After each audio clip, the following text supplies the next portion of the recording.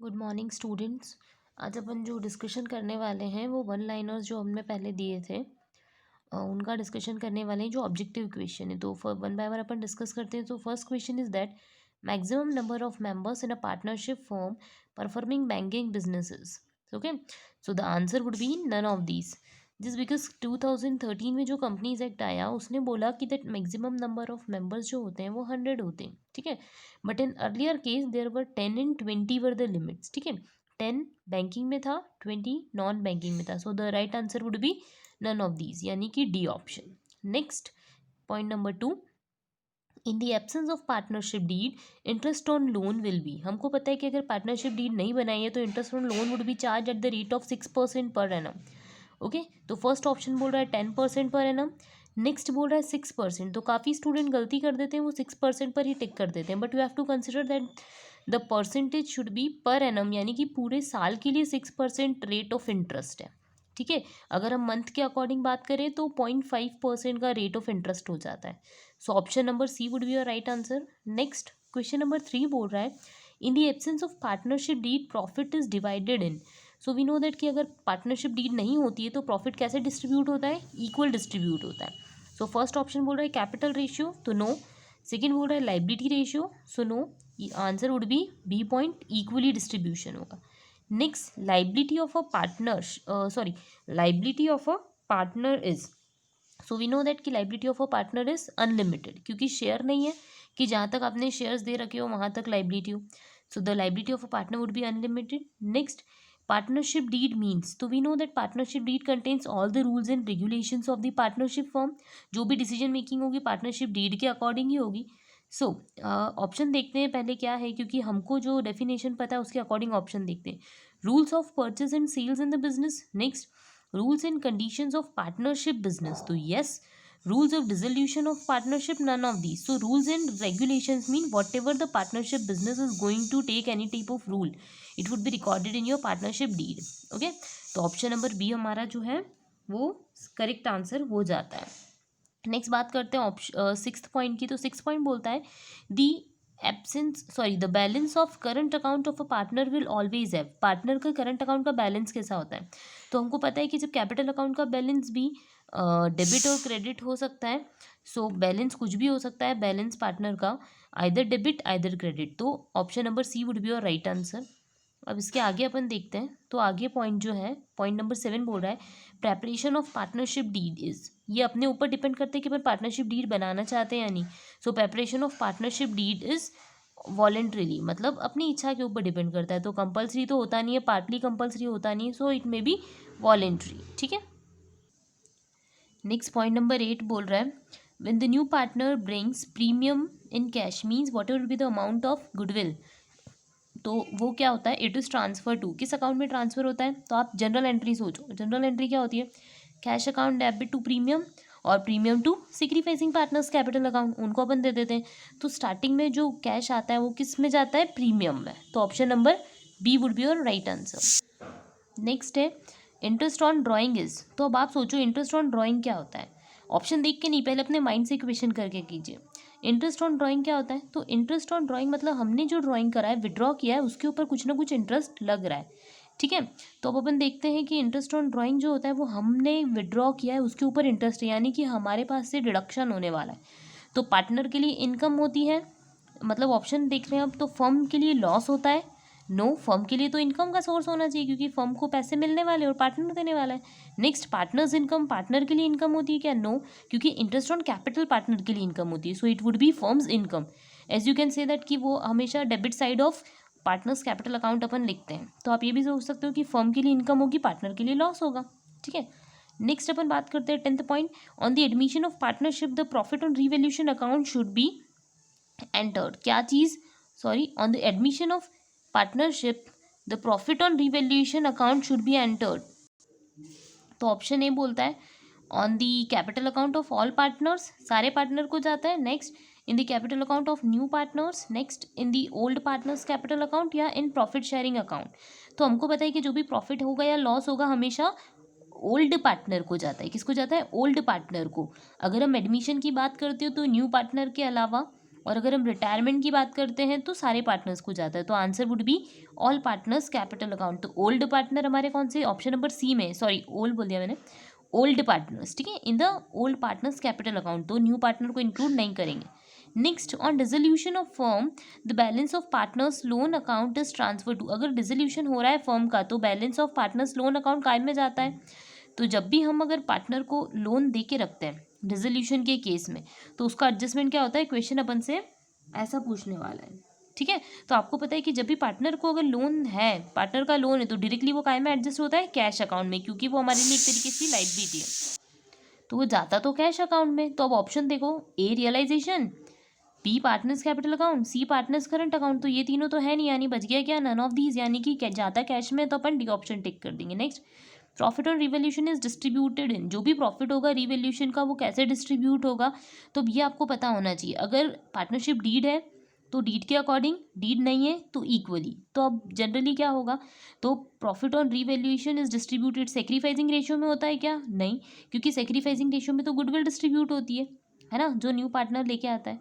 फिर gaining ratio में, तो गेनिंग रेशियो में गुडविल डिस्ट्रीब्यूट होती है जब पार्टनर रिटायर्ड होता है, फिर इक्वली या फिर ओल्ड प्रॉफिट शेयरिंग रेशियो, तो वॉट एवर वुड बी और ओल्ड प्रॉफिट शेयरिंग रेशियो उसके अकॉर्डिंग डिस्ट्रीब्यूट होगी। इक्वल कब होती है, तो तब होती है जब पार्टनरशिप डीड नहीं होती है ना। Next, point number 13, profit on revaluation is transfer to, यानी कि प्रॉफिट अगर रिवैल्यूएशन पे हो गया है तो ट्रांसफर कहाँ पर होगा, तो अभी अपन ने पढ़ा ओल्ड पार्टनर जो भी हैं उनके कैपिटल अकाउंट के अंदर हो जाएगा, यानी कि ऑप्शन नंबर सी। बहुत सारे लोग ऑल पार्टनर्स कर देते हैं, तो बेटा ऑल पार्टनर्स में न्यू पार्टनर भी इंक्लूडेड हो जाता है, तो ध्यान रखिए ओल्ड पार्टनर्स कैपिटल अकाउंट आता है, ठीक है। आगे, new ratio minus old ratio, यानी मैंने आपको सेक्रीफाइसिंग के लिए लॉजिक बताया था SON वाला, sacrificing is equals to old minus new, यानी कि new minus old would gives you gaining ratio. Point number 15 बोल रहा है a partnership deed is prepared, ठीक है, a partnership deed is prepared, यानी A compulsory, B optional, C partly compulsory, D unnecessary. तो ये तो सिंपल सी बात है, ऑप्शनल पहले ही हम टिक कर चुके हैं, कुछ रिपीटेटिव वे के अंदर आ गए। Next, undistributed profit and reserves are transfer to, we know that कि जो भी रिजर्व्स होता है, जनरल रिजर्व है, P&L का क्रेडिट बैलेंस है, कुछ भी चीज़ है, वो कहाँ पे ट्रांसफर होती है, तो पार्टनर के कैपिटल अकाउंट में होती है, ठीक है। तो कैश अकाउंट है ऑप्शन में, बी बैंक अकाउंट है, then partners capital account and profit and loss account, so answer would be और पार्टनर्स कैपिटल अकाउंट, क्योंकि उसके ऊपर राइट किसका होता है, पार्टनर्स का होता है, so it should be distributed to your partners capital account, ठीक है। अब इसके बाद हमारे पास आ जाते हैं फिलिप्स, तो फिल इन द ब्लैंक्स देखते हैं। फर्स्ट पॉइंट बोल रहा है हमको, partnership is the outcome of dash between partners, means हमको पता है पार्टनरशिप का जो इमर्ज होता है या स्टार्टिंग होती है, it is due to an agreement, ठीक है, means every one who is going to become a partner should be agreed and he should और she should may give their consent, ठीक है। तो first point would be partnership कहाँ से आती है, तो सबसे प्राइमरी होता है agreement. Indian partnership act is of, मतलब कौन से ईयर से रिलेटेड है, मीन्स वो ईयर पूछना चाहते हैं हमसे, तो Indian partnership act is of 1932। In fact fixed capital method dash is also made, मतलब फिक्स कैपिटल मेथड में अपन क्या चीज़ और बनाते हैं, तो we use to prepare partners current account. Fix capital method में 2 अकाउंट बनते हैं, तो कौन सा और बनता है, partners current account. Next, by product method interest on dash is calculated, तो वी नो कि इंटरेस्ट ऑन कैपिटल तो सिंपल फॉर्मूले से कैलकुलेट होता है, तो प्रोडक्ट मेथड से अपन क्या कैलकुलेट करते हैं, इंटरेस्ट ऑन ड्राइंग कैलकुलेट करते हैं। फिफ्थ पॉइंट, ये तो फिलअप से डायरेक्ट ही आ जाएंगे students. Next, in dash account method partners capital is always fixed, कौन सी मेथड के अंदर पार्टनर की कैपिटल का बैलेंस फिक्स होता है, तो फिक्स्ड कैपिटल अकाउंट मेथड के अंदर पार्टनर की जो कैपिटल है उसका बैलेंस फिक्स्ड होता है, तो answer would be fixed capital account method. Next, in partnership the liability of a partner is, partnership के केस में जो पार्टनर है उनकी लाइबिलिटी क्या होती है, तो पहले डिस्कस किया था that the liability of partner should be unlimited. Preparation of partnership deed is not compulsory, हम ये बोल सकते हैं कि वॉलेंट्री हो सकता है या कंपल्सरी नहीं होता है, तो आप लिख सकते हैं कि नॉट कंपल्सरी या फिर वॉलेंट्री, दोनों वर्ड्स में से कुछ भी लिख सकते हैं। नेक्स्ट, गेनिंग रेशियो का फॉर्मूला क्या होता है, तो new ratio minus old ratio. Ninth, the liability of a partners in a firm is, the liability of a partners in a firm, मतलब कितनी बार ये पॉइंट आ गया, ठीक है, अनलिमिटेड, ठीक है। ये तो अपन देख सकते हैं। The registration of partnership is, मतलब कि जो भी आपकी पार्टनरशिप डी है उसका रजिस्ट्रेशन जो है वो क्या होता है, so the next registration of partnership deed is, sorry वापस मैं पढ़ देती हूँ, कुछ मिस्टेक हो गई। हाँ, point number 10, the registration of partnership deed is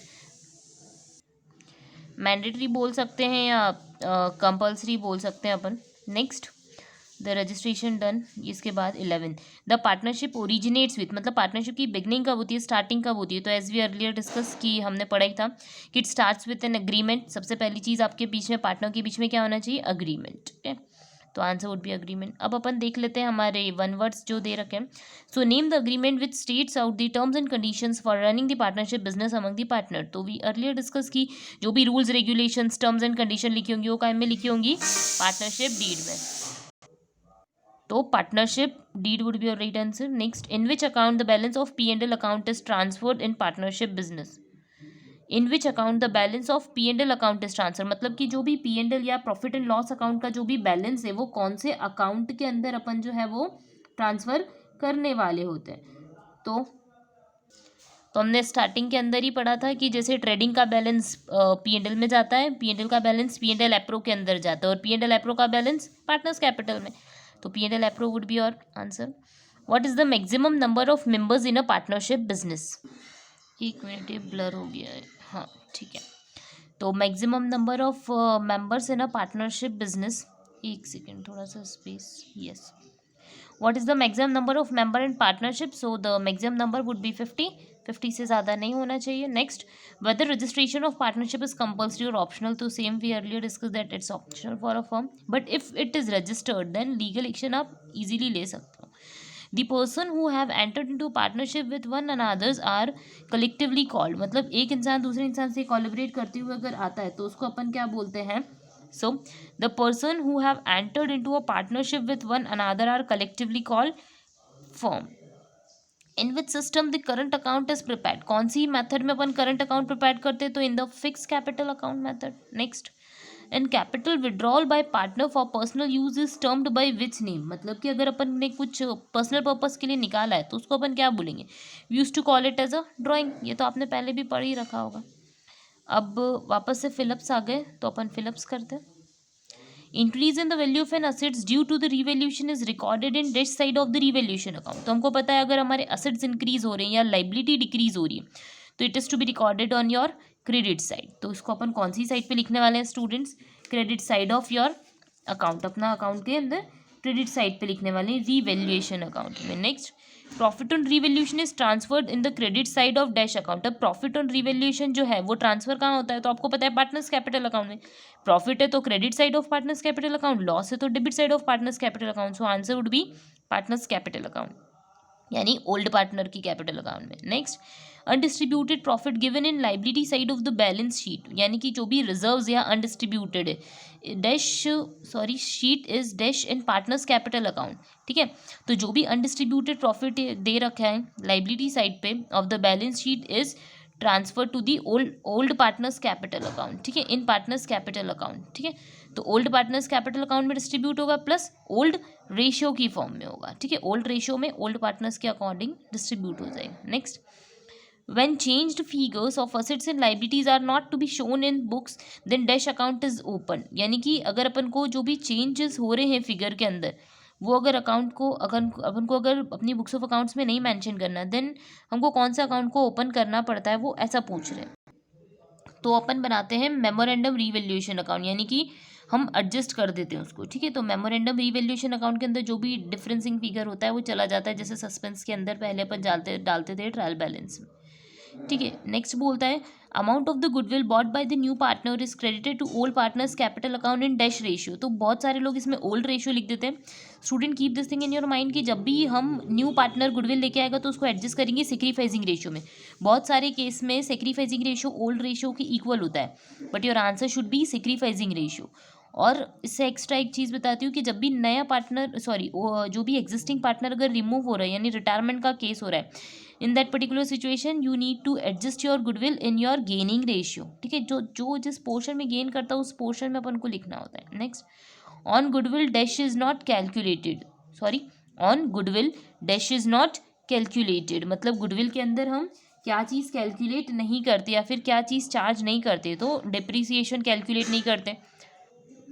इसके बाद 7, reduction in reserve for bad and doubtful debts will be dash to the revaluation account. We know कि रिडक्शन हो रहा है, reduction in reserve for bad and doubtful debts, अगर हमारे bed debts जो है वो उनको रिकवरी मिल रही है, अपन सिंपल शब्द में ये बोल सकते हैं कि हमारे जो पीडीडी प्रोविजन हम बनाते हैं वो रिड्यूस्ड हो रहा है, यानी कहीं ना कहीं हमको बेनिफिट हो रहा है कि हमको डेटर से पैसे मिलने वाले हैं एक्स्ट्रा, तो it is to be credited to revaluation account. Next, decrease in liabilities dash for a firm, अगर हमारी लाइबिलिटी डिक्रीज होती है तो ये तरीके से अपने लिए क्या हो जाता है, प्रॉफिट का पार्ट हो जाता है, ठीक है, बेनिफिट है, तो अपन रिवैल्यूएशन में भी क्या करने वाले हैं, क्रेडिट। सो ये एक तरीके से हमारे लिए क्या होता है, प्रॉफिट होता है, ये अपन बोल सकते हैं। Dash is not charge on goodwill, goodwill पे क्या चीज़ चार्ज नहीं होती, तो depreciation is not to be charge on goodwill. Next, the right over the amount of goodwill rest with dash partner, मतलब कि जो भी राइट होता है वो कौन से पार्टनर से रिलेटेड होता है on the goodwill, sorry, the right over the amount of goodwill rest with dash partner, मतलब कौन से पार्टनर को राइट होता है, तो हमेशा याद रखिए कि ओल्ड गुडविल पे ओल्ड पार्टनर्स का ही राइट होता है। आपको पता होगा अपन ओल्ड गुडविल को रिटर्न ऑफ करते थे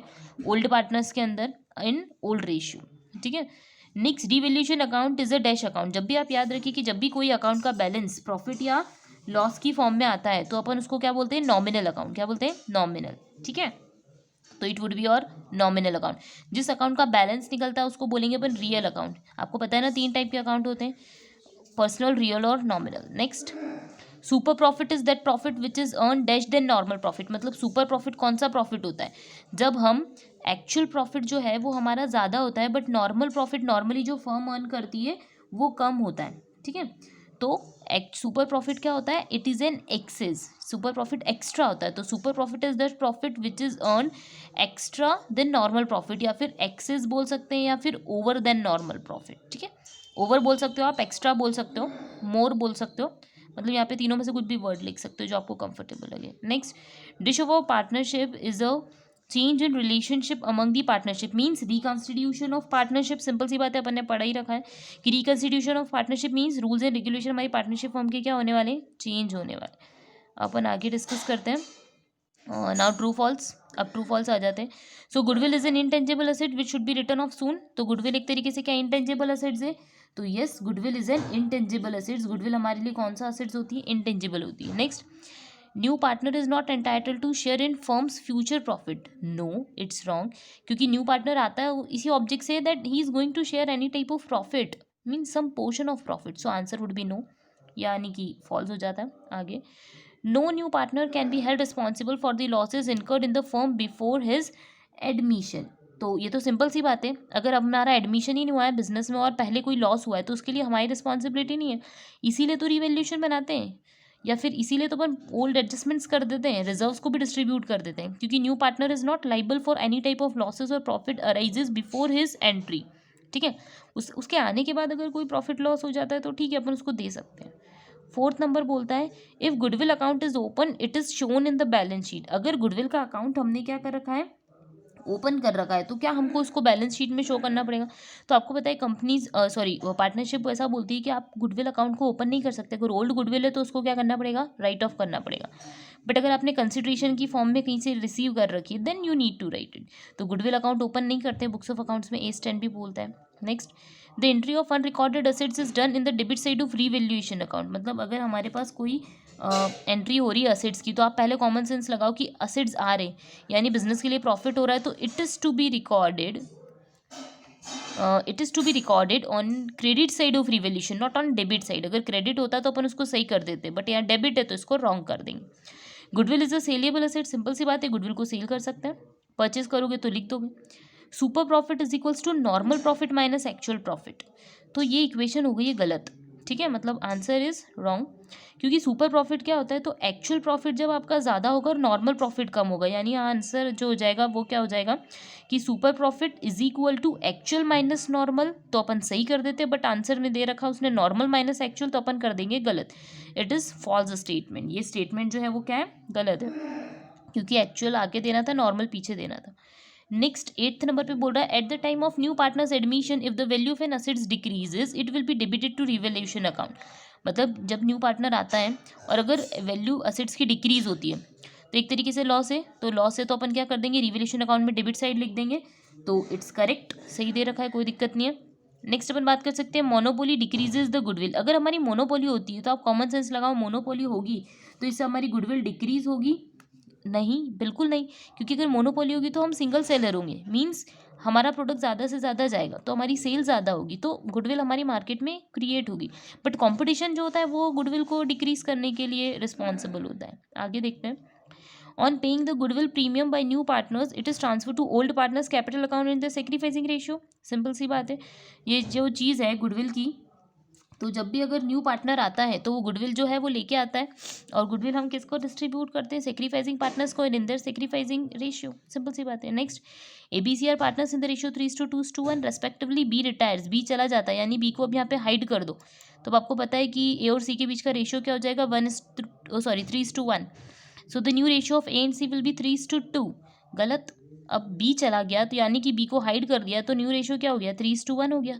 आंसर में दे रखा है 3:2 होना चाहिए ए और सी के बीच में, गलत है, 3:1 होना चाहिए, यानी कि स्टेटमेंट रॉन्ग है। Next, goodwill is an intangible assets, true false था, तो yes goodwill is an intangible assets. That's it. इसके साथ हमारे सारे जो सोल्यूशन है वो कंप्लीट हो जाते हैं। Thank you.